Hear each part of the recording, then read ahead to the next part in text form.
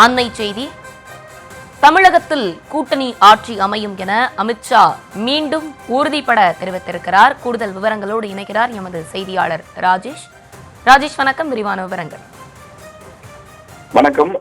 தமிழகத்தில் அதிமுக பாஜக கூட்டணி அமைந்ததிலிருந்தே இது தனி ஆட்சியா அல்லது கூட்டணி ஆட்சியா என்ற கேள்வி தொடர்ச்சியாக எழுப்பப்பட்டு வருகின்றது.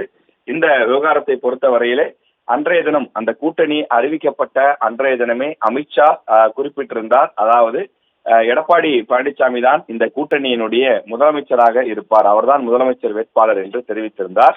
ஆனால் இந்த ஆட்சியிலே பாஜகவினுடைய அந்த சட்டமன்ற உறுப்பினர்கள் அமைச்சர்களாக ஒரு அங்கமாக இடம்பெறுவார்களா என்ற கேள்விக்கு அப்போது அவர் சொன்ன பதில் என்னவென்றால், அது ஆட்சி அமைந்த பிறகு 2026க்கு பிறகு பார்க்கலாம், இப்போது அது பற்றி பேச வேண்டிய அவசியம் இல்லை என்று சொல்லியிருந்தார்.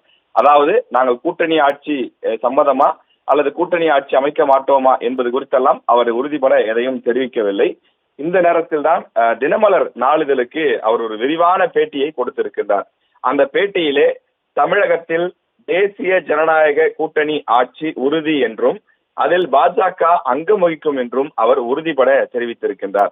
அதாவது வரக்கூடிய 2026 சட்டமன்ற தேர்தலில் அதிமுக பாஜக கூட்டணி தான் தமிழகத்தில் ஆட்சி அமைக்கும் என்றும் அதில் பாஜகவினுடைய சட்டமன்ற உறுப்பினர்கள் எம்எல்ஏக்கள் அது வெற்றி பெறக்கூடியவர்கள் அமைச்சர்களாக பங்கு பெறுவார்கள். அதாவது ஆட்சியிலும் பங்கு அதிகாரத்திலும் பங்கு என்ற அந்த கோஷத்தில் தான் பாஜக இந்த கருத்தை தெரிவித்திருக்கின்றது.